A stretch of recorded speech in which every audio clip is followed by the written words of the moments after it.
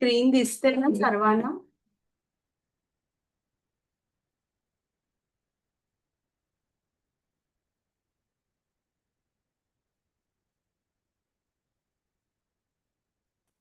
हो माताजी दिसते.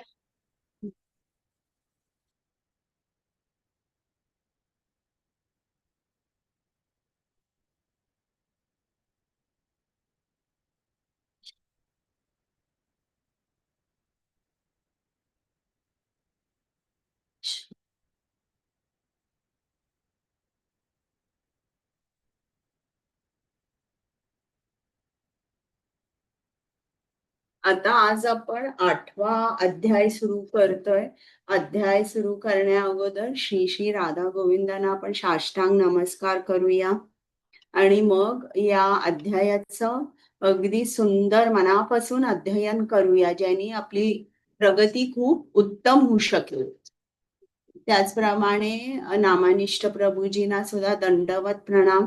त्यांनी आज आपल्याला हा प्लॅटफॉर्म दिल्यामुळे आपण हे सगळं करू शकतो, कृष्ण भक्ती करू शकतो. प्रेमा माताजी ज्यांनी आम्हाला अगदी किती छान अगदी प्रेमाने शिकवलं, त्यांना सुद्धा माझा सादर प्रणाम. आता हा जो 8वा अध्याय आहे तो अपराधांवर आधारित आहे आणि त्याचं एक मिनिट मी माझं मराठी पुस्तक घेते.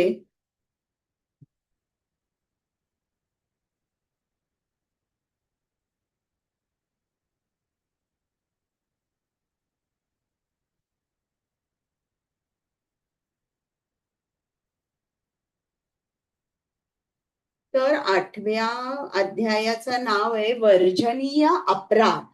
तर पहिल्यांदा मला सांगा की आपल्यापैकी किती जणांना वाटतं की आपण अपराध करतोय रोजच्या रोज बेसिसवर?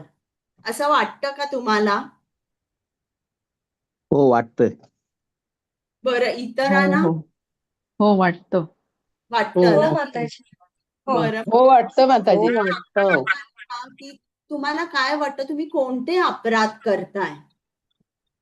म्हणजे उदाहरणार्थ इनअटेंटिव्ह चॅन्टिंग, किंवा आज माळा कंप्लीट नाही झाल्या, मी मंदिरात जाऊ शकत नाही. म्हणजे प्रत्येक जण सांगा मला की तुम्हाला काय वाटतं की तुम्ही कोणता अपराध करताय. नेहमी मंदिरात जायला जमत नाही. काय जमत नाहीये?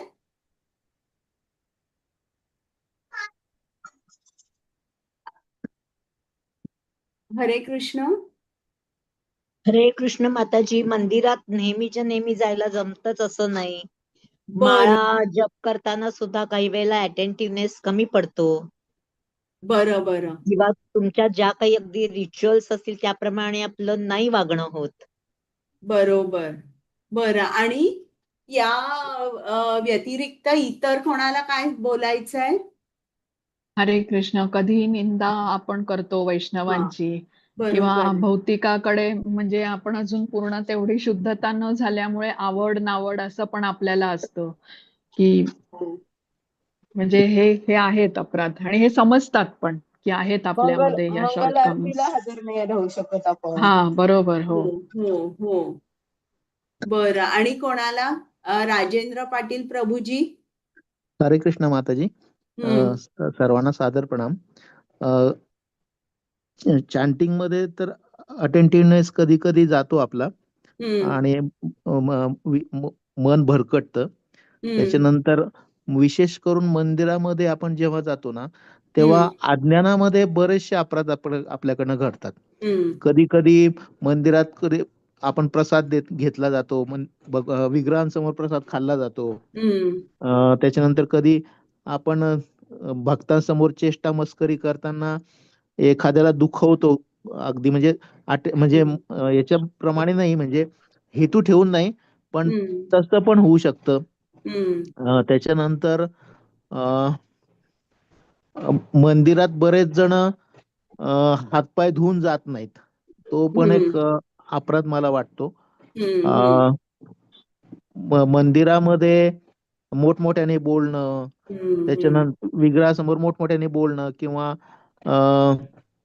मंदिरात प्रवेश करताना मुळात म्हणजे आपण एक काहीतरी बरेच जण आता मी बघतो की बरेच जण प्रवेश करताना दारावर टिकटिक करतात. हम्म. किंवा आपल्या तिथे इस्कॉन मंदिरात घंटी नसते, पण काहीतरी टिकटिक करून ध्वनी करून आपण जायला हवं. असं हम्म. एक हे आहे, ते पण विसरतो कधी कधी आपण. हम्म. त्याच्यानंतर बरोबर आहे. मंदिरात बसताना, विग्रहासमोर बसताना व्यवस्थित बसलं पाहिजे, पाय पसरून बसलं नाही पाहिजे. विग्रहांच्या समोर पाय पसरले नाही पाहिजे किंवा पाय दुमडून बसले नाही पाहिजे. हम्म. अशा काही गोष्टी नकळत घडतात. जोपर्यंत ह्या गोष्टी माहीत होत नाही तोपर्यंत त्या घडत राहतात. बरोबर अं, आहे.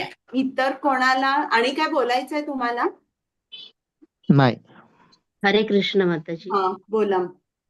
आपण रोजचं जे भौतिक जीवन जगतो ते जीवन जगत असताना ज्या गोष्टी आपण करतो त्या गोष्टी मधून सहजच कळत नकळत असं रोजच्या दिवशी काहीतरी असं घडत जातं आणि झाल्यानंतर कळतं की अरे आपण असं हे केलं.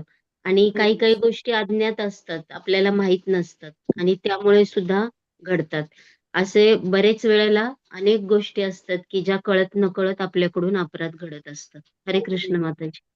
हरे हरे कृष्ण. बोला. आपल्याकडनं कधी कधी जीव मारला पण जातात. जसं चालतोय आपण कळत न कळत हम्म. पायाखाली येतंय, ते पण एक पापच झालेलं. असं हम्म. कळत न कळत किती पाप रोज घडतोय. हम्म. हम्म. हम्म. त्याचा पण जीव जातोय ना शेवटी, त्याच्यामध्ये पण परमात्माचा जीव आहेच. हम्म. हम्म. ते पण एक मोठा अपराध माझ्या मते तरी ते आहेच. जे कळत न कळत आपल्या हातून घडतोय. काही कळून घडतं, काही नकळत घडतं. बरोबर आहे. हा ना. बरं, याच्या व्यतिरिक्त माताजी, इतरांना काय बोलायचंय? हा, बोला माताजी. हरे कृष्ण माताजी, मला असं वाटतं बघा, प्रत्येक कर्म भगवंताच्या चरणी अर्पण करायला हवं. ते नुसतं बोललं जातं, कधी कधी ते क्रिया होत नाही. कधी कधी सगळंच झोपताना, बसताना, उठताना, जसं आपण कृष्ण अर्पणमस्तु, हरिओम तत्सत किंवा जे काही असेल, तर मग तो भाव, समर्पण भाव, मग ती आत्मनिवेदन भक्ती नुसतीच कुठेतरी पठण केलेली असते, विचारांमध्ये असते, पण आचरणामध्ये ती कमी पडते. असं म्हणजे मला, माझ्या पद्धतीने मला असं जाणवतंच की मी कमी पडते कधीतरी. म्हणजे एखादा पदार्थ असेल किंवा एखादी वस्तू असेल, घरात आणलाय, तर फळ वगैरे असेल तर ती गोष्ट वेगळी होऊन जाते. पण कधी भोग असेल किंवा काय असेल, एखादं नवीन काही आणलंय, तर ते भगवंताच्या चरणी अर्पण करणं किंवा मनाने सुद्धा मग कधीतरी ते वेगळ्या भौतिक जगतामध्ये, या प्रभावामध्ये राहून जातं. किंवा अचानक कोणीतरी गेस्ट येतात, मग सगळी गडबड होऊन जाते आणि तिथे सगळे थोडंसं समत्व राहत नाही. बरोबर आहे. म्हणजे आता हा जो अध्याय आहे तो आपल्या सर्वांसाठी आहे आणि हे जेव्हा तुम्ही अपराध वाचाल तेव्हा तुम्हाला असं वाटेल की रोज देवाकडे उभं राहून प्रार्थना राहिली बाजूलाच, आपण या अपराधांची क्षमा मागावी. म्हणजे इतके अपराध त्यांनी आपल्याला सांगितले, काही वराह पुराणातले सुद्धा त्यांनी सांगितलेले आहेत की हे अपराध तुम्ही टाळा. तर आता पहिल्यांदा अपराध. अपराध म्हणजे आता 2 शब्दांनी बनलेला आहे. अप आणि राध.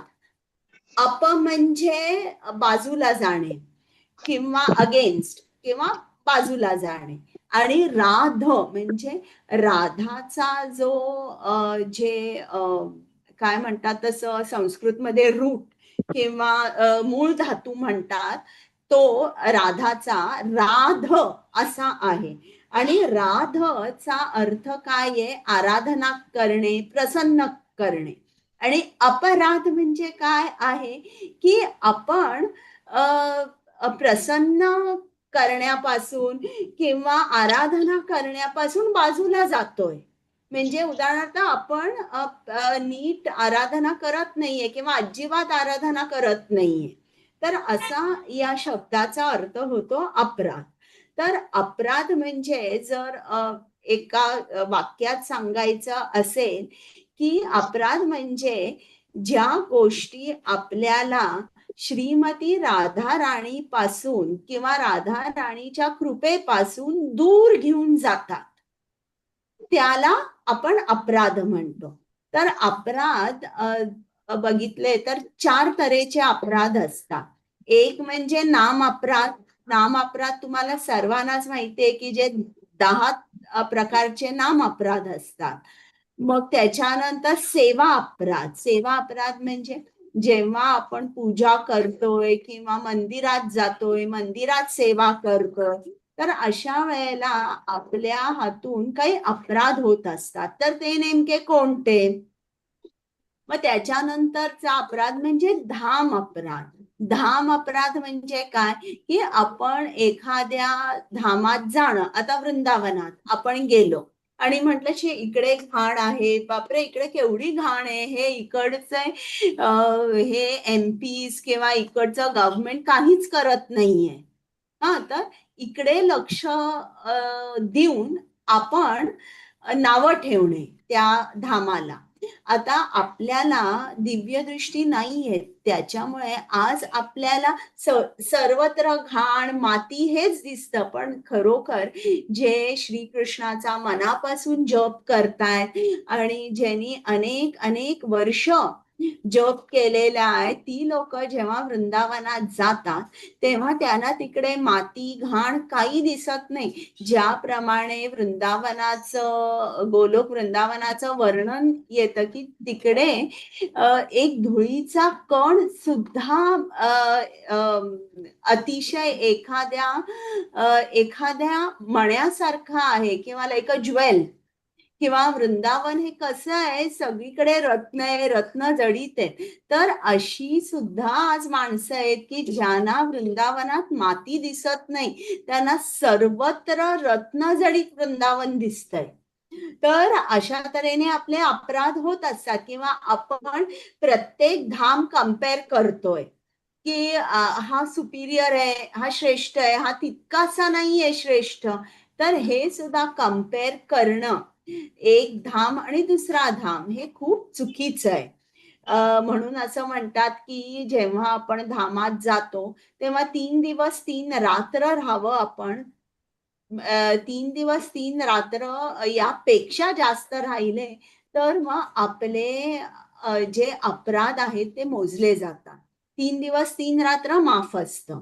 तर याला धाम अपराध म्हणतात. मग चौथा अपराध जो आहे तो वैष्णव अपराध आहे.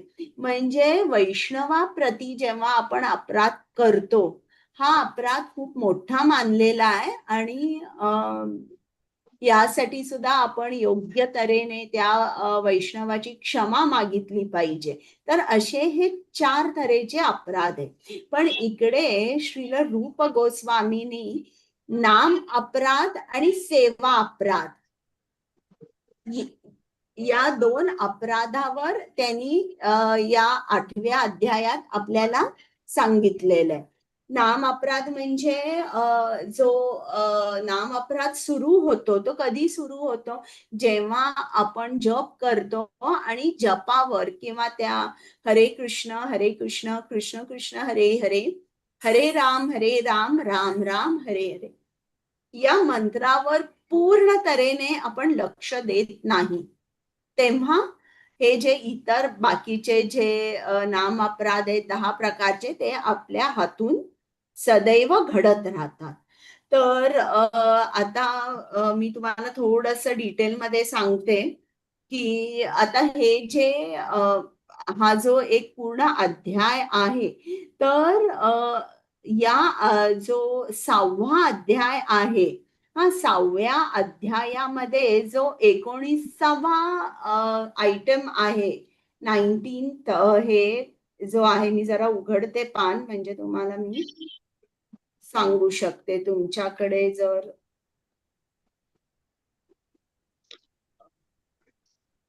हा, तर माझा पेज 58 आहे.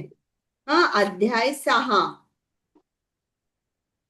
5वा पॅरेग्राफ आहे. तर त्यात दिलेलं आहे, नामजप करताना नाम अपराधांपासून व अर्च विग्रहांची सेवा करताना सेवा अपराधांपासून काळजीपूर्वक दूर राहावे. तर हा जो 9वा पॉइंट आहे, याच्यावर श्रील रूप गोस्वामींनी आपल्याला इतक्या डिटेलमध्ये सांगितलंय की त्याचा एक वेगळा अध्यायच आहे. म्हणजे हे किती महत्वाचं आहे बघा, की अपराध आपल्याला टाळले पाहिजे. अपराध आपण करतच राहिलो तर काय होतं, आपण भक्तीपासून खूप लांब जातो. कृष्ण, श्रीमती राधाराणी यांची कृपा आपल्याकडे पोचत नाही. त्याच्यामुळे आपल्याला या गोष्टी, अपराध जे आहेत ते काळजीपूर्वक ऐकले पाहिजे. तर आता आपण थोडेसे जे अपराध आहेत ते आपण बघूया, कारण हे डिटेलमध्ये जर घेतलं ना तर काय होतं, एकतर मला सांगतायत की तुम्ही क्लास जो आहे आता तुमचा एप्रिल एंड पर्यंत संपवा, पण काय होतंय की वेळ खूप कमी पडतोय. तुम्ही ऍग्री करता का सर्वजण, की तुम्हाला वाटतं की मी स्लो आहे शिकवण्यात? नाही माताजी. नाही माताजी. ना, कारण नाही, समजतं सगळं. हो. हे सांगितल्याशिवाय ना ते मुरणार नाही. आणि जोपर्यंत ते मुरत नाही ना तोपर्यंत आपण अपराध करतच राहू. बरोबर आहे ना? हो. हो, तर बरोबर आहे. हो. हो, तर आता बघा, पहिला जो अपराध आहे, जो 8वा अध्याय आहे, मंदिरामध्ये वाहन किंवा पालखीतून प्रवेश करणे किंवा पायात पादत्राणे घालून प्रवेश करणे, हा एक अपराध त्यांनी सांगितलेला आहे. की आपल्याला मंदिरामध्ये जेव्हा आपण एंट्री घेतो तेव्हा अतिशय नम्र भावाने आपण आतमध्ये गेलो पाहिजे. आपण जी पहिली पायरी आहे मंदिराची तिकडे वाकून प्रणाम केला पाहिजे. आता मी जेव्हा वृंदावनात गेले होते, एकदा मी गेले होते, तेव्हा माझ्यावर प्रेमा माताजी होत्या.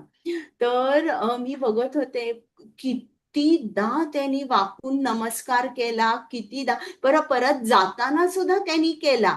असं नाही की फक्त जेव्हा आपण एंटर करतोय मंदिरात तेव्हाच पायरीला हात लावतोय, नमस्कार करतो, नाही, जाताना सुद्धा त्यांनी नमस्कार केला. की मला हे किती आश्चर्य वाटलं आणि वाटलं किती समर्पण आहे. तर असं. बरं, मंदिरामध्ये आत गेल्यावर आता ज्याप्रमाणे आपण जेव्हा आपल्या मैत्रिणीच्या, मित्रांच्या, नातेवाईकांच्या घरी जातो तेव्हा आपण असं गेट क्रॅश करतो का, की बाहेरची बेल वाजवतो? सांगा बरं. बेल वाजवतो. बेल वाजवतो. वाजवतो. बेल वाजवतो आणि मग आपण आत जातो. मग बेल आपण जेव्हा वाजवतो तेव्हा आतमधला जो आपली मैत्रीण असेल, नातेवाईक असतील, की त्यांना एक सूचना असते की मी आलेली आहे. त्याचप्रमाणे मंदिरात जेव्हा आपण जातोय तेव्हा आपण, आता बेल असेल तर तिकडे, घंटा असेल तर घंटा नेहमी वाजवायची. घंटा नसेल तर मंदिराचं दार आहे, ते दार आपण जरासं ठोकायचं, टकटक असं हे करायचं. म्हणजे कृष्ण आहेत, कृष्णाला समजतं की आपण आलेलो आहोत. आणि हे सगळं जे मी तुम्हाला अपराधांचं सांगते ना, त्यात एक कोर किंवा एक सेंट्रल गोष्ट किंवा सेंट्रल थीम जो आहे तो म्हणजे काय, की आपण कृष्णाला एका व्यक्तीसारखं वागवायचं. नाहीतर आपण हे सगळं केलं नाही ना तर आपण जे भक्ती करतोय एका बाजूनी, आपण जाणतोय की कृष्ण हे एक व्यक्ती आहे, ते आपण जाणतोय, पण वागतोय आपण कसं, की जणू काय ते निराकार आहेत. आणि असं नाही, आपलं वागणं की की श्रीकृष्ण एक व्यक्ती आहेत आणि ते कोण आहेत, पूर्ण पुरुषोत्तम भगवान आहेत, त्याला अनुसरून पाहिजे. असं नाही की आपण काहीतरी वाचतोय, आपल्याला ते पटतंय, पण इकडे वागताना आपण तसं वागत नाहीये. आणि ज्याप्रमाणे, एक मिनिट मी जरा एसी लावते.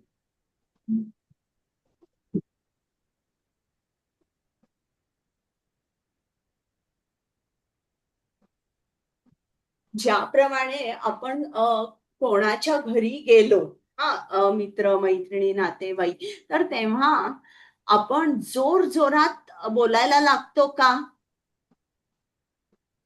सांगा बरं मला. नाही, हळू आवाजात नाही, नाही. बोलतो नाही. आपण. नाही. हळू आवाजात बोलतो. हं. तर का आपण हळू आवाजात बोलतो? त्या व्यक्तीला त्रास होऊ नये आपला. हा, तर त्याचप्रमाणे मंदिरात जेव्हा सुद्धा आपण जातो तेव्हा पहिल्यांदा म्हणजे आपला सेलफोन स्विच ऑफ करायचा, मग आतमध्ये जायचं. जेव्हा आपण श्रीमती राधाराणी, श्री कृष्णांचं दर्शन घेतो तेव्हा आपला फोकस फक्त त्यांच्यावर पाहिजे. दर्शन करण्याची सुद्धा एक पद्धत आहे. पहिल्यांदा आपण जायचं, श्रीला प्रभुपादांना प्रणाम करायचा, तेही दंडवत प्रणाम करायचा. दंडवत का म्हटले? अशी स्टिक असते, पडल्यावर काय होतं, तिचं सगळं अंग जमिनीला टेकतं. त्याचप्रमाणे आपण नमस्कार करताना आपल्या हातात पर्स असेल, पर्स बाजूला ठेवा. एका हातात जपमाळ असेल, जपमाळ बाजूला ठेवा. आणि नमस्कार करताना तुमचा माथा, तुमचे हात, सगळे तुमचे पाय पूर्ण जमिनीला टेकले पाहिजे. फक्त बायका असतात त्यांना सांगितलेलं आहे की तुमचं जे पोट आहे ते टेकलं नाही पाहिजे जमिनीला. तर अशा तऱ्हेने आपल्याला त्यांनी पोट सांग नाही माताजी, की हा, की पोट आपल्याला नाही माताजी, काय म्हटलं? पोट नाही सांगितलं तर हा आपली छाती, स्त्रियांची छाती टेकली नाही पाहिजे, कारण ती हा, अ, बरोबर, छाती आणि पोट. हा, पोट तर नाहीच टेकत, पण छाती नाही हो टेकली पाहिजे. हो हो. तर इकडे त्यांनी आपल्याला असं सांगितलंय की पहिल्यांदा तुम्ही श्रीला प्रभुपादांना दंडवत प्रणाम करा. बरं, आता जेव्हा तुम्ही श्रीला प्रभुपादांना दंडवत प्रणाम करता, त्यांचं दर्शन घेता, अथवा श्रीमती राधा राणी, श्रीकृष्णांचं दर्शन घेतात, तेव्हा दर्शन घेताना सुद्धा तुम्ही कसं दर्शन घेतलं पाहिजे? पहिलं त्यांच्या कमल चरणांचं दर्शन घेतलं पाहिजे. कमल चरणांचं दर्शन घेतल्यावर हळू हळू हळू आपण वर बघितलं पाहिजे. मग त्यांचे गुडघे, त्यांचं कटी प्रदेश, मग त्यांच्या भुजा, आणि मग त्यांच्या कमल मुखांकडे बघितलं पाहिजे. तर अशा तऱ्हेने आपण दर्शन घेतलं पाहिजे. डायरेक्टली डोळ्यात नाही बघायचं आपण जाणून घ्यायचं की आपली जी पोझिशन आहे ती काय आहे आणि कृष्ण कोण आहे. कृष्ण म्हणजे या अनंत ब्रह्मांडांचे राजा आहेत. आणि आपण एका राजमहालात जाताना कसं गेलं पाहिजे, मग आपला ड्रेस सुद्धा कसला पाहिजे तेही इकडे सांगितलंय. आता तुम्ही जेव्हा ड्रेस करता तेव्हा ड्रेस त्यांनी सांगितलंय की तुम्ही निळा रंग आणि लाल रंग टाळा, म्हणजे ड्रेसचा. मग असं का सांगितलंय? कारण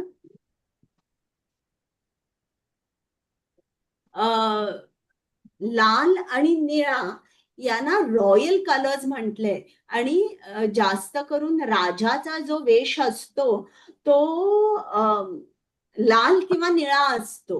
तर यासाठी आपल्याला सांगितलंय की तुम्ही इकडे राजा कोण आहे? इकडे श्रीकृष्ण राजा आहे. इकडे राणी कोण आहे? श्रीमती राधा राणी आहे. तर मग तुम्ही त्यांच्या समोर don't go dressed up like a king और अ क्वीन.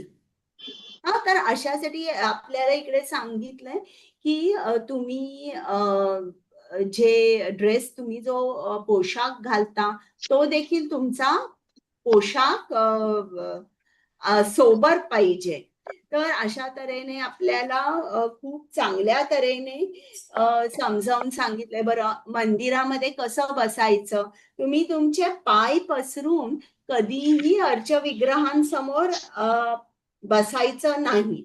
आणि समजा जर आपण ठरवलं की हे अपराध तुम्ही वाचले आणि मग तुम्ही म्हणाल की हे काय माझ्या हातून शक्य नाहीये की एवढे अपराध, म्हणजे हे असे अपराध आहेत पण काही मला शक्य नाहीये सगळं हे फॉलो करणं, तर मग काय होईल? तुमचं जे रिलेशनशिप कृष्णाबरोबर आहे तर त्याच्यामध्ये आदर नाही राहणार. आणि हे तुम्हाला कसं जाणवेल? तुमचं चॅन्टिंग जे आहे ते इनअटेंटिव्ह होईल.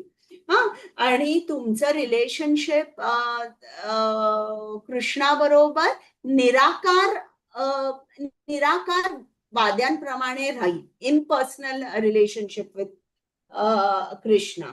आणि बघा, आता आपण जी भक्ती करतोय, भक्तीचा जो गोल आहे तो म्हणजे काय? कृष्ण प्रेम. तर आपल्याला कृष्णासाठी प्रेम निर्माण करण्याचा आपण प्रयत्न करतोय. आता समजा जर तुमच्या मुलाचा अथवा मुलीचा वाढदिवस असेल आणि तुम्हाला माहितीये की त्याला ब्लॅक फॉरेस्ट केक आवडतो आणि फ्रूट केक अजिबात आवडत नाही, तर तुम्ही त्याच्यासाठी फ्रूट केक आणाल का? सांगा बरं. नाही ना. किंवा तुम्ही त्याच्यासाठी एकदम स्वस्तातला स्वस्त केक जाऊन आणाल का? सांगा. नाही. नाही नाही. माताजी. का नाही नाही माताजी. आणणार स्वस्तातला स्वस्त केक? किंवा तुम्ही फ्रूट केक का नाही आणणार? सांगा.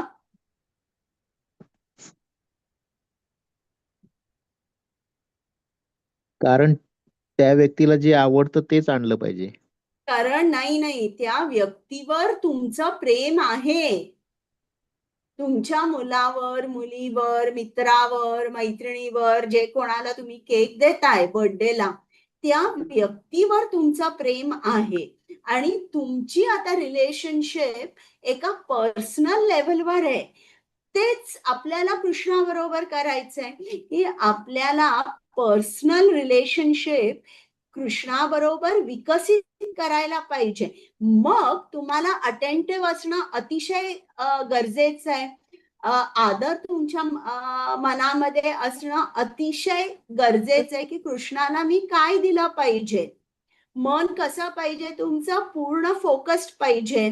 हा, आता कृष्णाकडे जेव्हा आपण खूप अटेंटिव्ह असतो, ज्याप्रमाणे मुलाकडे आपण अटेंटिव्ह असतो, त्याला काय आवडतं, काय आवडत नाही, आणि त्याप्रमाणे त्याच्या ऍटलिस्ट वाढदिवसाच्या दिवशी आपण त्याला न आवडणारी गोष्ट करत नाही. तर आता त्याचप्रमाणे कृष्णाने आपल्याला सांगितलेलं आहे ना शास्त्रांमध्ये, कृष्णाला कोणत्या गोष्टी आवडतात, कोणत्या गोष्टी आवडत नाही. आणि आपल्याला श्रील प्रभुपादांनी सांगितलेल्या आहेत की कृष्णाला काय आवडतं, काय आवडत नाही. तर जे आपण त्याच्याकडे अगदी काळजीपूर्वक जर बघितलं आणि लक्ष दिलं कृष्णाला काय आवडतं आणि त्याप्रमाणे आपण आपलं आचरण ठेवलं, की मग आपली पर्सनल रिलेशनशिप वाढत राहते आणि कृष्णाकडून सुद्धा आपल्याला त्याचं रेसिप्रोकेशन मिळतं. आता एकदा श्रील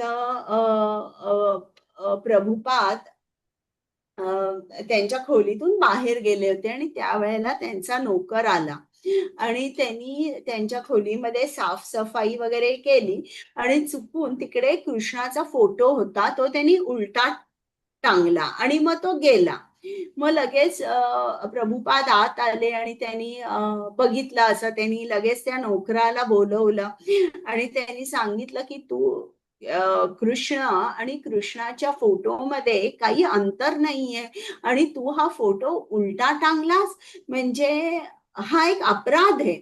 मग कोण असं म्हणू शकेल की यात व्हॉट्स द बिग डील ना, सरळ त्यांनी फोटो लावायचा.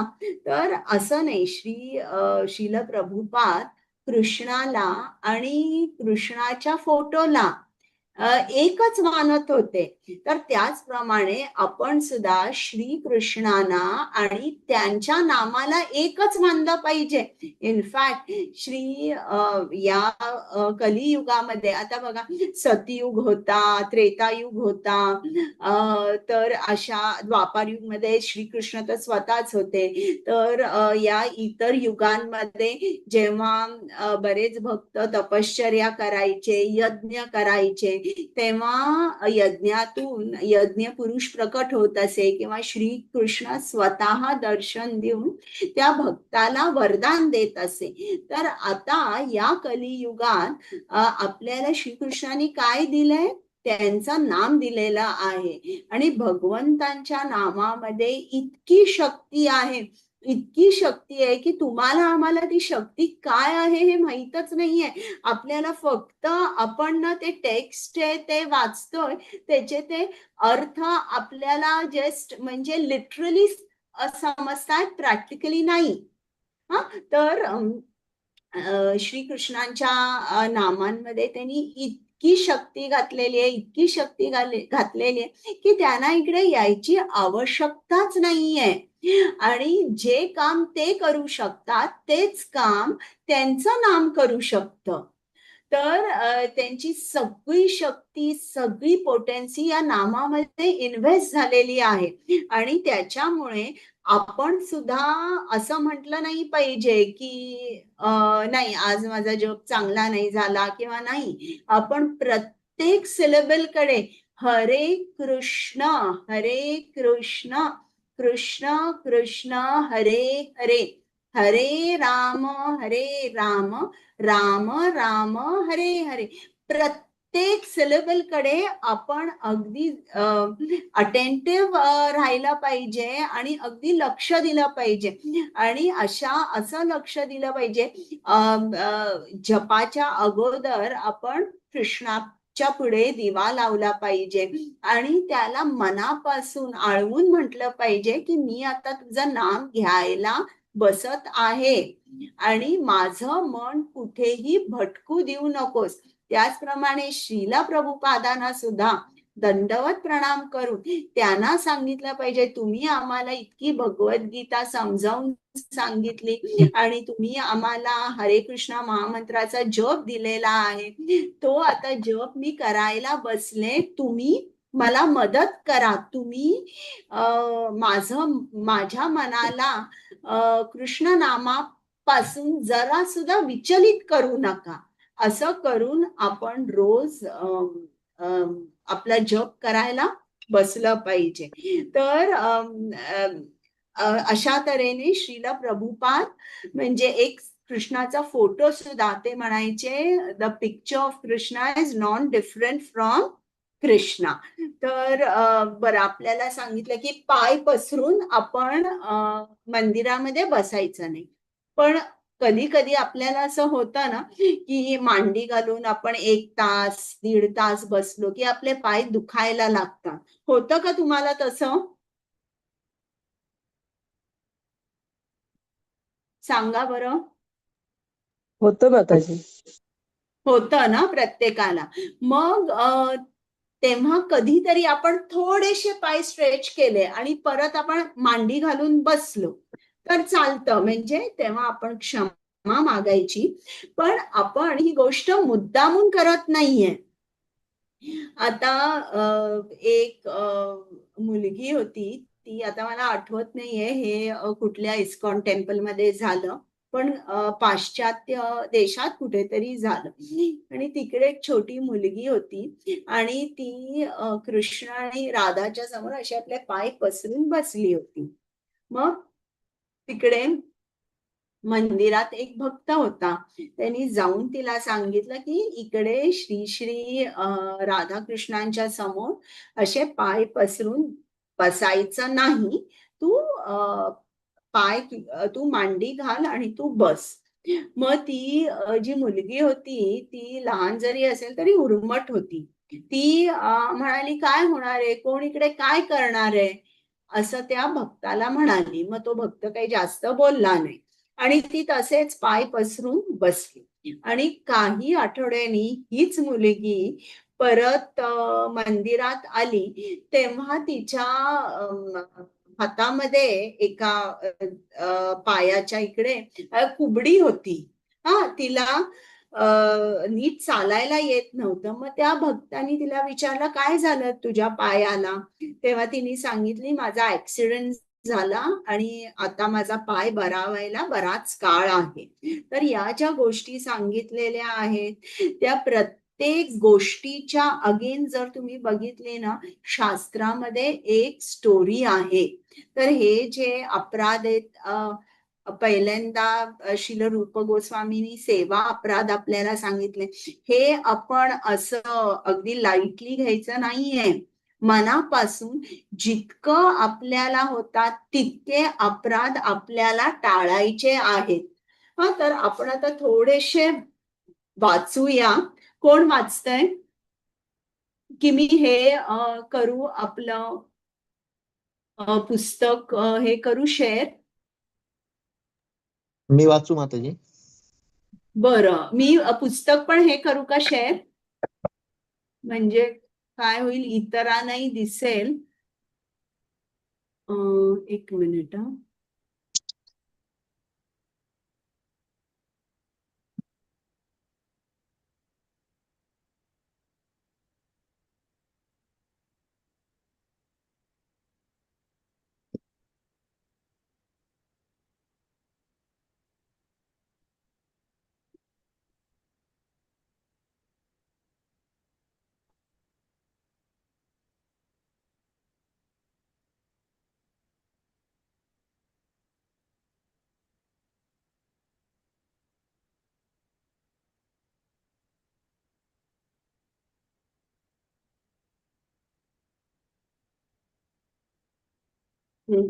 आता वाचा.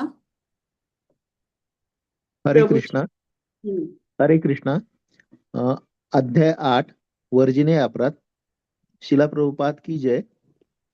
वैदिक शास्त्रांमध्ये भगवंताच्या सेवेत घडू शकणारे 32 सेवा अपराध खालीलप्रमाणे दिले आहेत. मनुष्याने हे सर्व अपराध टाळले पाहिजेत. 1. मंदिरामध्ये वाहन अथवा पालखीतून प्रवेश करणे किंवा पायात पादत्राणे घालून प्रवेश करणे. 2. भगवंताच्या प्रसन्नतेकरता जन्माष्टमी किंवा रथयात्रेसारखे उत्सव साजरे न करणे. 3. अर्चे विग्रहासमोर दंडवत प्रणाम न करणे. 4.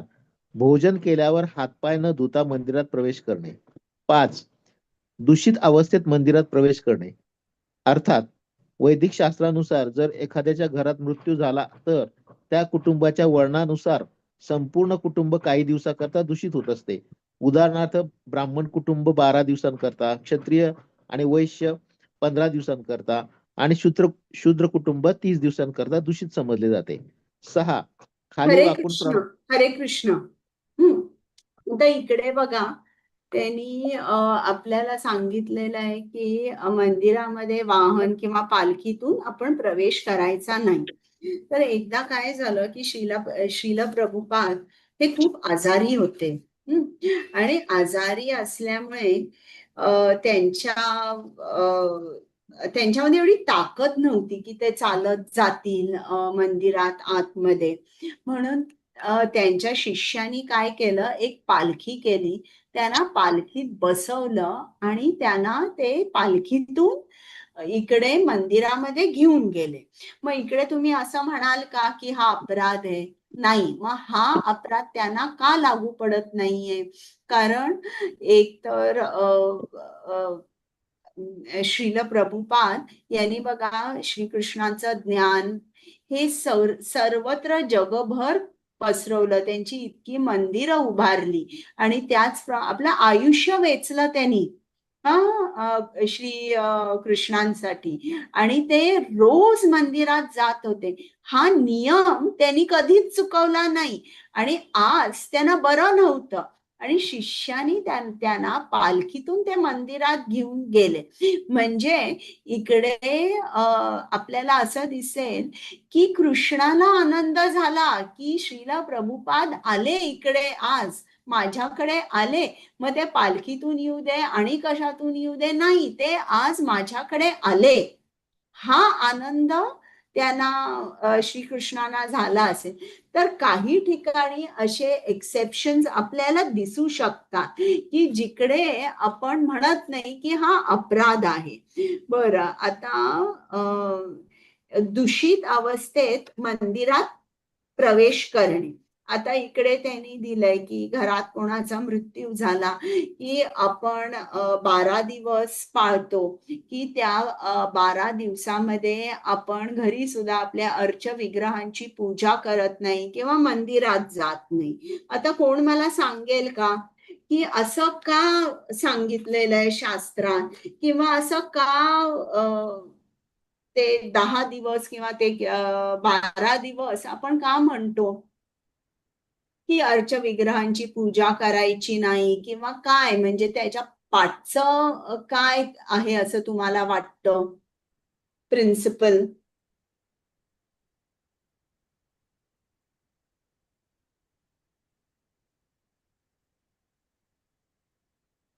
सांगा बरं मला. हे तर आपल्याला श्रीकृष्णानेच सांगितलेलं आहे ना गीतेमध्ये की ज्याचा जन्म होतो त्याचा मृत्यू होणारच आहे. तर हे तर सिद्धांत आहेच ना की बाबा जो जन्माला येतो तो कधी ना कधीतरी मरणार आहेच. मग त्यात वाईट काय आहे? आणि मग 12 दिवस आपण का नाही पूजा करायची, का नाही मंदिरात जायचं? एक शास्त्रीय कारण सांगू का माताजी? सांगा. की जेव्हा प्राण शरीरातनं निघून जातात त्यावेळेस ते शरीराचं विघटन व्हायला सुरुवात होते आणि ते त्याच्यातली चेतना गेल्यामुळे ते सडण्यासाठी सुरुवात होते. म्हणून मग तिथलं आजूबाजूचं वातावरण दूषित होतं.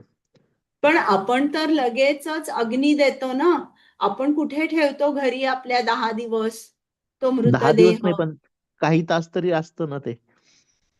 हा, पण मग त्याच्यानंतर आपण त्याचं दहन केल्या, अग्नी दिल्यानंतर मग काय आहे? बरं ते नाही चला मग. हा मी सांगते. आता उपदेशामृत श्लोक नंबर 3 मी वाचते. आपण जेव्हा भक्ती सेवा करतो, भक्ती करतो, तर त्यातला एक प्रिन्सिपल काय आहे?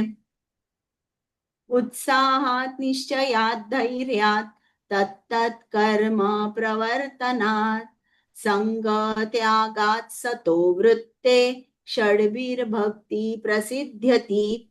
म्हणजे त्यांनी सांगितलंय की शुद्ध भक्तिमय सेवा करण्यास 6 तत्वे ही या भक्तीला अनुकूल आहे.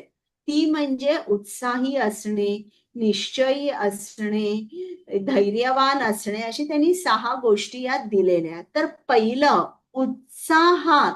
तर जेव्हा भक्तिमय सेवा करतो आपण, जेव्हा जपाला बसतो, जेव्हा श्रीमद भागवतमचं श्रवण करतो अथवा वाचन करतो, जे काय तुम्ही करता ते अतिशय उत्साहाने केलं पाहिजे.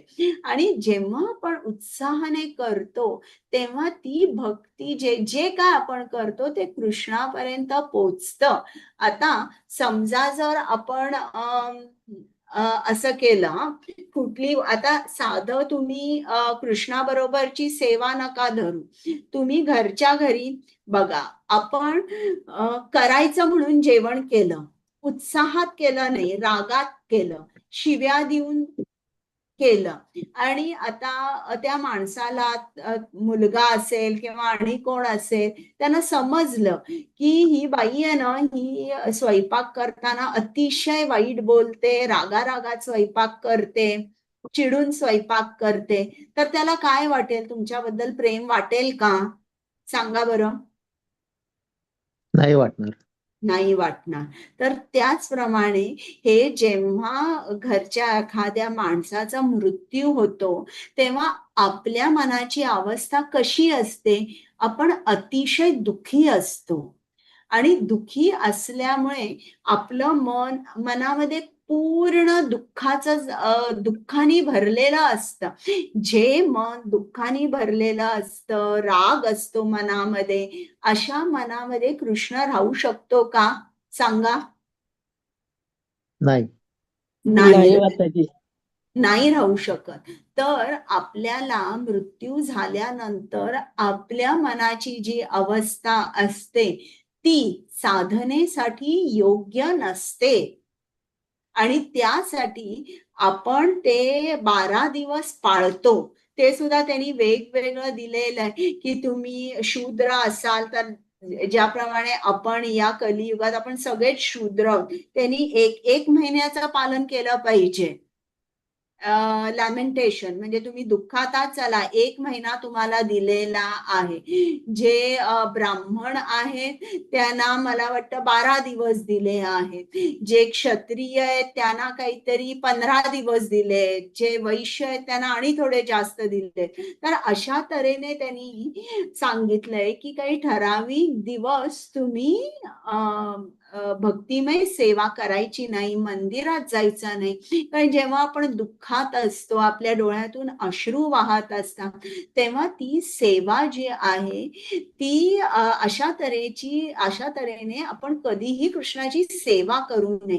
पण तेच उलट खूप अतिशय उत्साहाने जोमाने आपण जेव्हा सेवा करतो, ज्याप्रमाणे घरी आपण खूप उत्साहाने अनेक प्रकार जेवणाचे केले, लोकांची उत्तम तऱ्हेने सेवा केली की आपल्यालाही त्यांच्याकडून तोच परस्पर भाव मिळतो, त्यांच्याकडूनही आपल्याला 4 आनंदाचे शब्द ऐकायला मिळतात. तर अशा तऱ्हेने आपण जेव्हा माणसाचा मृत्यू होतो तेव्हा 10 दिवस तुमचं मन जे असतं या मनाची बैठक बिघडते. ते अतिशय दुःखी असतं आणि त्यामुळे आपण जे आपल्या शास्त्रात सांगितलं आहे ते काही दिवस आपण मंदिरात जाऊ शकत नाही, अर्चविग्रहांची पूजा करू शकत नाही. तर अशा प्रमाणे आपण हे पाळलं पाहिजे. आता 5 झाले ना, आता 6वा वाचा. 6. खाली वाकून प्रणाम करताना केवळ एक हात टेकून प्रणाम करणे. 7. भगवान श्रीकृष्णांच्या विग्रहासमोर स्वतः भोवतीच गोल गोल फिरून प्रदक्षिणा करणे. मंदिराला प्रदक्षिणा घालण्याचा उचित असा विधी आहे की आपण विग्रहाच्या उजव्या बाजूने चालत चालत निदान 3 वेळा संपूर्ण मंदिराला प्रदक्षिणा करावी. हरे 8. कृष्ण, हरे कृष्ण. आता हरे इकडे कृष्ण. तुम्ही बघितलं का, बरेच जण आपल्या स्वतःच्या भोवती प्रदक्षिणा घालतात. तर आपल्याला इकडे सांगितलेलं आहे की हे असं आपण करायचं नाही आणि प्रदक्षिणा घालताना पूर्ण मंदिराला प्रदक्षिणा घालायची असते किंवा तिकडे प्रदक्षिणासाठी मार्ग बनवलेला असतो. त्याच मार्गाद्वारे आपण श्री श्री राधाकृष्णांना प्रदक्षिणा घालायची असते कमीत कमी 3 वेळेला. आणि देवी देवतांचं मंदिर असतं तर ते म्हणतात की तिकडे 1 वेळ तुम्ही प्रदक्षिणा घातली तर ठीक आहे. पण श्री श्री राधाकृष्णांना त्यांनी सांगितले की 3 वेळेला आपण प्रदक्षिणा घालायची. प्रदक्षिणेचं एक खूप खूप महत्व आहे की बरं, प्रदक्षिणा घालताना एक आपण लक्षात घेतलं पाहिजे की ते मंदिर उघडं आहे. दुपारी जेव्हा मंदिर बंद असतं तेव्हा श्री श्री राधाकृष्ण त्यावेळेला विश्रांती घेत असतात. तर अशा वेळेला मग आपण प्रदक्षिणा घालायची नाही, ते जागे असतानाच प्रदक्षिणा घालायची. आणि प्रदक्षिणा घालताना सुद्धा फास्ट एकदम पट पट पट चालायचं असं नाही. आपली पावलं जमिनीवर अगदी हलकी पडली पाहिजेत. धप धप धप अशी प्रदक्षिणा घालायची नाही. तर असे पण अनेक रूल्स आहेत. तर आता आपण पुढे जाऊया. पुढे वाचू. हा. 8. विग्रहासमोर पाय पसरून बसणे. 9. विग्रहांसमोर पाय, हात किंवा गुडघे पकडून बसणे. 10.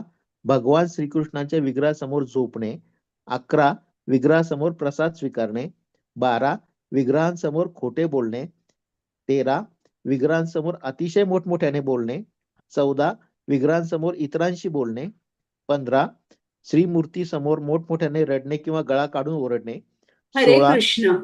म्हणजे कृष्ण. इकडे बघा आपल्याला एक लक्ष दिलं पाहिजे की आपण जेव्हा मंदिरात जातो तेव्हा आपण अनंत कोटी ब्रह्मांड नायक जे अनंत ब्रह्मांडांचे राजे आहेत त्यांच्या समोर आपण जातोय. तर आता उदाहरणार्थ आपल्या घरी समजा जर खूप मोठे व्यक्ती आले, उदाहरणार्थ नरेंद्र मोदीजी आले, तर तुम्ही त्यांच्या समोर खात बसाल का? सांगा बरं मला. नाही नाही. नाही किंवा नाही.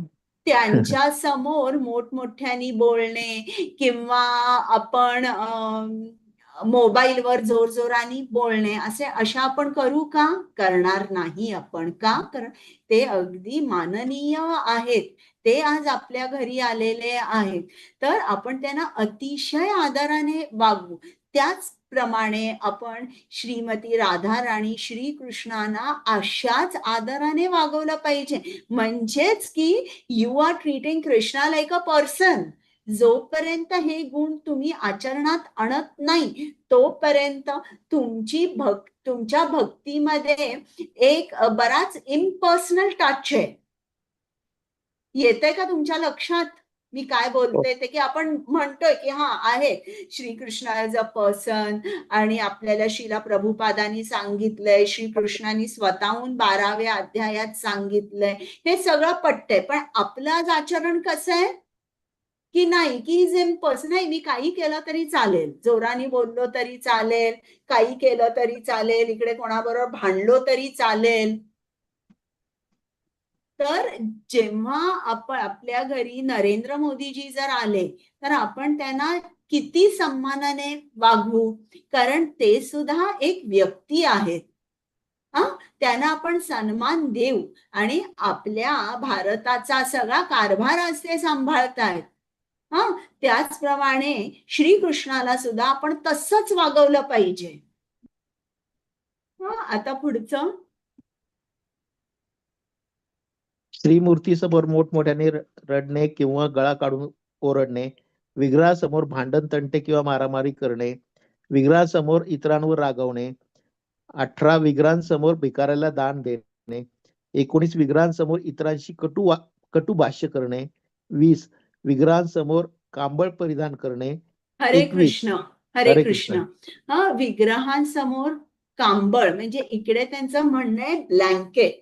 आणि मला जरा याच्यावर असं वाटलं की असं इकडे का म्हटलंय की कोणी ब्लँकेट घेऊन श्रीकृष्णांच्या समोर येऊ नये. तर इकडे ऍक्च्युली त्यांना काय म्हणायचं की कुठलंही महाग ब्लँकेट म्हणजे उदाहरणार्थ फर ब्लँकेट जे असतात ते खूप महाग असतात आणि फर म्हणजे ऑप्युलन्स आपण म्हणू शकतो, ऐश्वर्य किंवा प्राण्यांची हत्या करून आपण ते मिळवलेलं असतं. जर तुम्ही पूर्वीचे राजवाडे वगैरे बघितले म्हैसूरमध्ये किंवा आणि कुठे असतील तर तिकडे जर तुम्ही बघितलं ना तर तिकडे ऍक्च्युली असे सिंहाचे स्कल्स किंवा सिंहाची कातडी किंवा अनेक इतर प्राण्यांची जी कातडी असते, फर, असं ते सगळं लावलेलं असतं.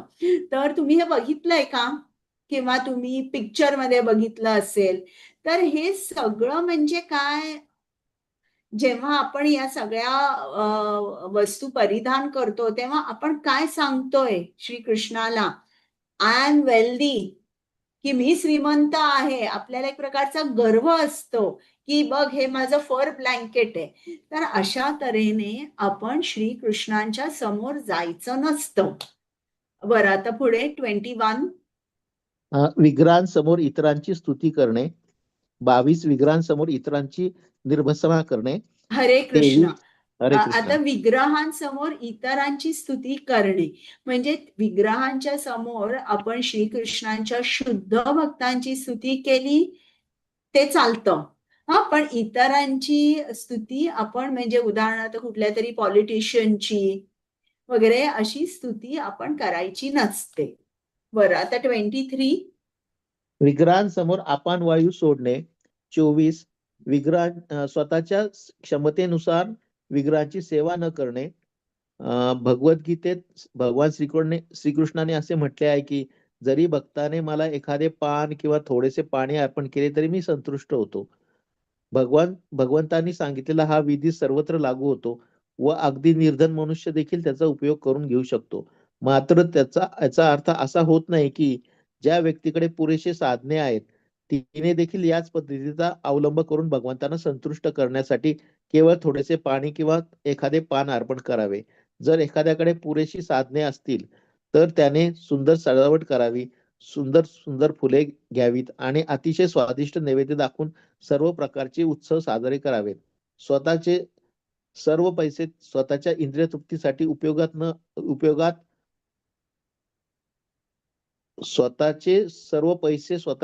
तृप्तीसाठी उपयोगात आणावेत आणि भगवंतासाठी मात्र थोडेसे पाणी आणि एखादे पान द्यावे असे मात्र मनुष्याने करू नये. हरे 25. कृष्ण. हरे हरे कृष्ण. कृष्ण. बघा आता ती तुम्हाला बुद्धाची गोष्ट माहितीये का? त्या डाळिंबाची माहितीये तुम्हाला? माहिती नाही नसेल माहिती. नाही तर मी नाही सांगते. माहिती. तर एकदा बुद्धांनी आपल्या सगळे जे त्यांचे जे शिष्य होते आणि जे त्यांचे उपासक होते त्यांना सांगितलं की आज मी सर्वांकडून भिक्षा घेणार आहे. आणि मला जे काही मिळेल त्यातून मी गरीब लोकांना अन्नदान करणार आहे. मला जे काही मिळेल त्याच्यातून. आणि मग सगळ्या शिष्यांनी त्यांच्या समोर बरंच काही काही दिलं. काही जणांनी पैसे दिले.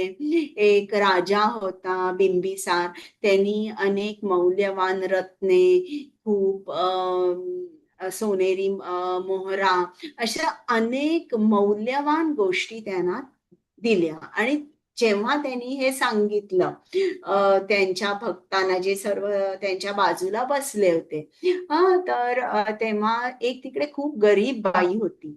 आणि ती म्हणजे अर्धी भुकेलीच होती आणि तिच्याकडे डाळिंब होतं जे तिने अर्ध खाल्लं होतं आणि अर्ध बाकी होतं. तर तिची पण इच्छा झाली की मला सुद्धा काहीतरी द्यायचंय. आणि आता बुद्ध हे घेत होते. त्यांनी जे कोण लोक त्यांना देत होते ते त्यांचा एकच हात पुढे करत असे, घेत असे आणि आपल्या झोळीत ठेवत असे. मग ही बाई आली तिकडे आणि त्या बाईनी अर्ध डाळिंब, अर्ध खाल्लेलं होतं, अर्धच उरलेलं होतं, हे तिने बुद्धांना दिलं. आणि त्या बुद्धांनी काय केलं, आपले दोन्ही हात पुढे केले आणि ते अर्ध डाळिंब घेतलं. म्हणजे इकडे त्यांनी काय बघितलं की एक तर या बाईची केवढी इच्छा, ही अर्धी भुकेली आहे तरी पण ही, आणि तिच्याकडे काय आहे, फक्त अर्ध डाळिंब आहे आणि ते डाळिंब सुद्धा ती आज मला देते. म्हणजे इकडे पत्रम पुष्पम फलम तोयम. म्हणजे आपल्याला इकडे काय लक्षात ठेवायचंय की समजा जर एक माणूस असेल, त्यांनी आपण असं म्हणूया की $1,000,000 त्यांनी श्री कृष्णाला दान दिले आणि त्याला कृष्णाची कृपा मिळाली नाही. आणि एक माणूस आहे, त्यांनी फक्त $10 दान दिले आणि त्याला कृष्णाची कृपा मिळाली. तर मग असं का?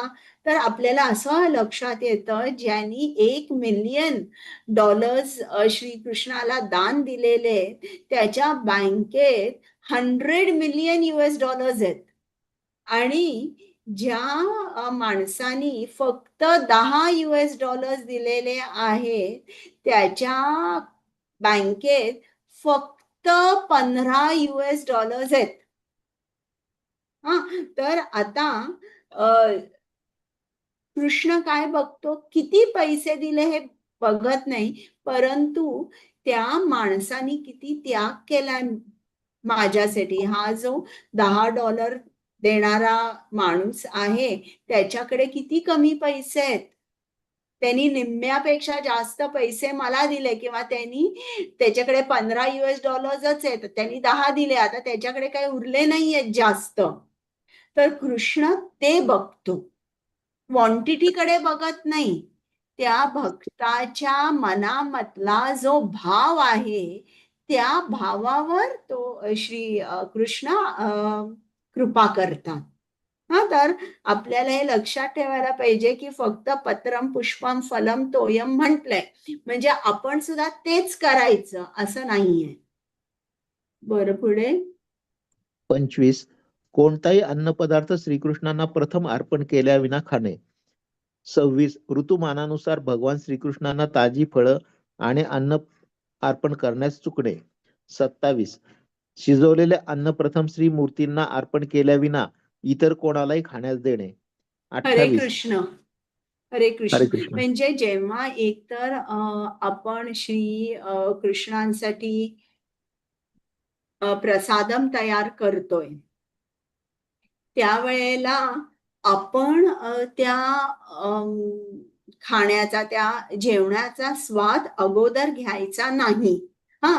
तर आता बघा इतकं सूक्ष्म स्तरावर त्यांनी इकडे सांगितलं की जेव्हा आपण श्री कृष्णासाठी भोग तयार करतो तेव्हा ते आपण जे त्यांची प्लेट आहे त्याच्यावर आणि एक प्लेट झाकून मग ते आपण आपल्या अर्च विग्रहांच्या समोर ठेवायचं आणि अशी झाकायची की एखाद्या प्राण्यानी सुद्धा ते बघितलं नाही पाहिजे.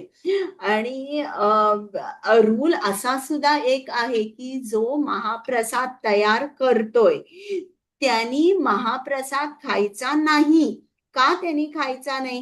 कारण जेव्हा महाप्रसाद तयार करत असतात तेव्हा आपणच स्वतःला म्हणतो अरे वा काय कोवळी भाजी आहे, किती सुंदर हिरवीगार पालेभाजी आहे आणि बघा माझ्याकडे मलईदार दूध आहे, याची काय स्वादिष्ट बासुंदी होणार आहे.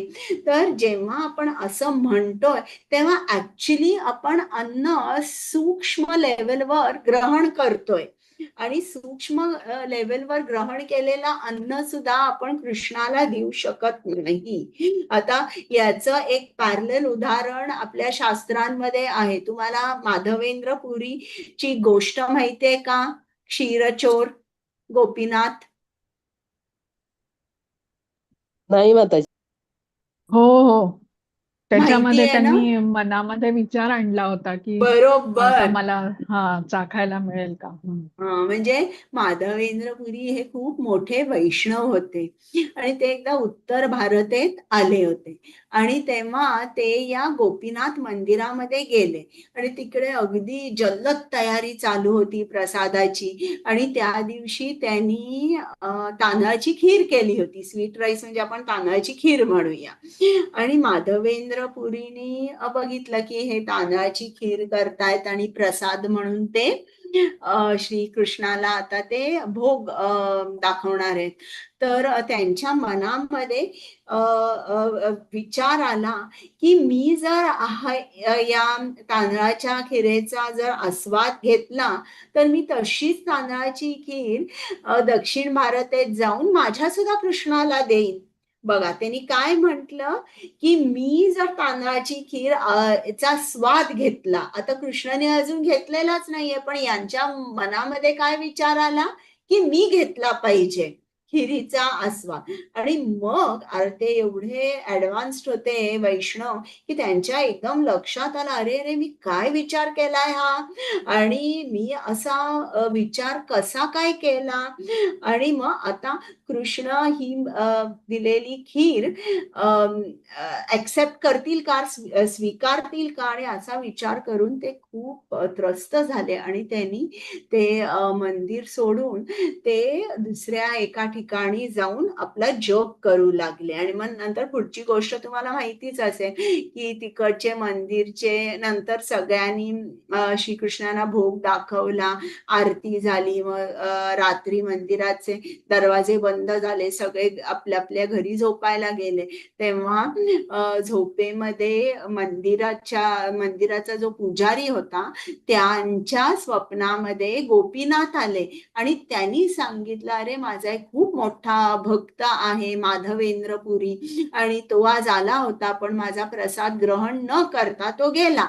तो अमक्या अमक्या ठिकाणी आहे आणि मी त्याच्यासाठी खीर ठेवली आहे. तू ये इकडे गर्भगृहात ये आणि माझे जे काय म्हणतात धोती आहे ती थोडीशी उचल, त्याच्या खालीच तुला तांदळाच्या खिरेचा बोल दिसेल.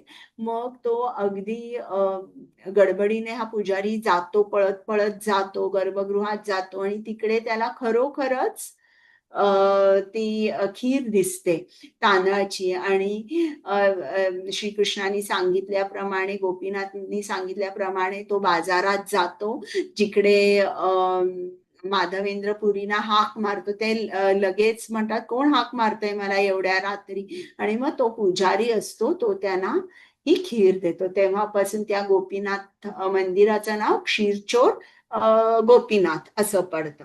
तर एवढं सुद्धा सूक्ष्म लेवलवर तुम्ही असं म्हणू शकत नाही की मी ही खीर म्हणजे या खिरीचा आस्वाद मला घ्यायचा आहे, काय सुंदर झाली असेल ना खीर, याच्यामध्ये मी किती बदाम पिस्ता घातले, साखर घातलेली आहे, दूध पण किती मलईदार आहे.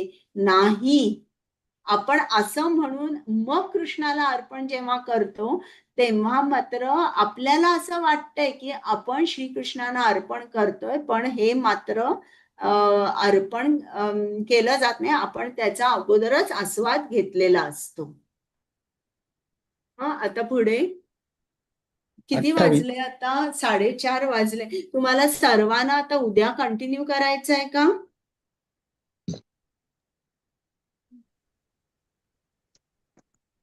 किती वाजता माताजी?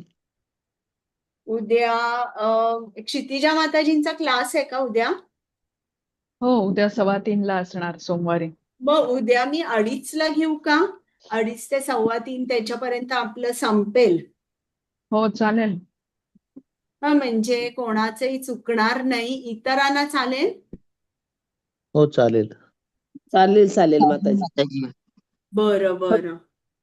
चालेल. 2:30 वाजता आहे, थोडं ग्रुपवर टाका म्हणजे लक्षात आवरायला बरं पडतं. हो हो हो अरे चालेल. हा, आणि मग जर उद्या मला शक्य नाही झालं तर मंगळवारी घेईन, म्हणजे या 2-3 दिवसात जरी घेतलं तरी 2:30ला घेईन. चालेल. चालेल ना? हो, चालेल, चालेल. चालेल. बरं बरं. मग आता मी एंड करू का? काही तुम्हाला प्रश्न आहेत आतापर्यंत?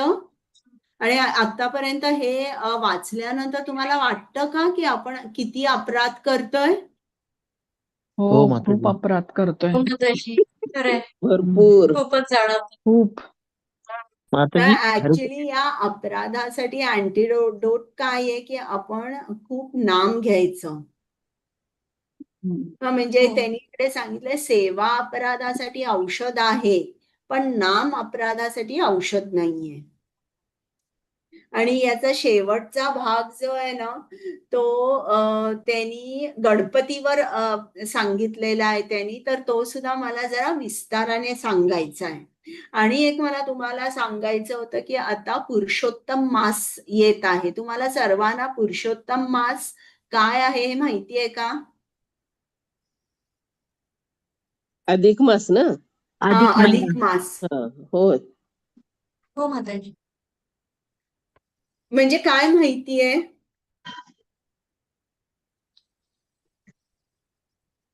प्रत्येक 3 वर्षांनी येणारा 11 दिवसांनी अधिक येणारा म्हणजे हो, चांद्र बरोबर. वर्ष आहे, चांद्र ऊर्जा जी आहे आणि सौर ऊर्जा जी आहे हम्म. त्याचा जो फरक आहे तर तो 11 दिवसांचा असा 3 वर्षांनी येणारा फरक म्हणजे 31 दिवसांचा एक मास येतो. त्याला अधिक हम्म. मास किंवा मलमास किंवा पुरुषोत्तम मास असं म्हटलं जातं. आणि मग त्यामध्ये आणि मग श्रवण बोला. चिंतन, गीता, भागवत, भगवंतांचं विष्णू सहस्त्रनाम सेवा केली जाते. 15वा आणि अध्याय दान गीतेचा. हां, दानाचं महत्त्व आहे, दीपदान आहे, नृगराजाची कथा आपण जी भागवतम गीतेमध्ये भगवद्गीतेमध्ये जी आपण सांगतो, त्याचं वर्णन आहे, की कसं क्रियाकलापांमुळे दान सुद्धा कसं केलं पाहिजे, त्याचं महत्त्व आहे दानाचं. हम्म. बरं. आणि कृष्ण. त्याच्या रिलेटेड तुम्हाला इतर गोष्टी सुद्धा माहिती आहेत का? हा, मला एक माहिती आहे की अधिक मास हे आपल्या आईचे ऋण आपण फेडायसाठी ना आईची ओटी भरायची असते. हम्म. हरे कृष्ण. आपण जावयाला पण या वेळेला दान देतो ना हो 33चं. हो हो हो 33 सांगतात. हो. मग 33 असं. याच्यासाठी सुद्धा मी एक वर्ग घेऊ का तुम्हाला? हो हो पुरुषोत्तम चालेल मास. ना. म्हणजे हो तुम्ही हो अधिक उत्साहाने हा पुरुषोत्तम मास कराल हम्म. आणि उत्साहाने आणि चालेल माताजी. मनापासून. हा, पण त्याचं काही मी रेकॉर्डिंग करणार नाही. ते असं तेही मला तुम्हाला विचारायचं होतं हे की त्यात पुरुषोत्तम मासाशी रिलेटेड अनेक गोष्टी आहेत, त्या सुद्धा मी तुम्हाला सांगितल्या असत्या. चालेल. मग मी आतापर्यंत शिकवलं, काही प्रश्न आहेत का तुम्हाला? माताजी एक विचारायचं होतं. हम्म. हरे कृष्ण. हम्म. आपण ते तिसरं पाहिलं होतं की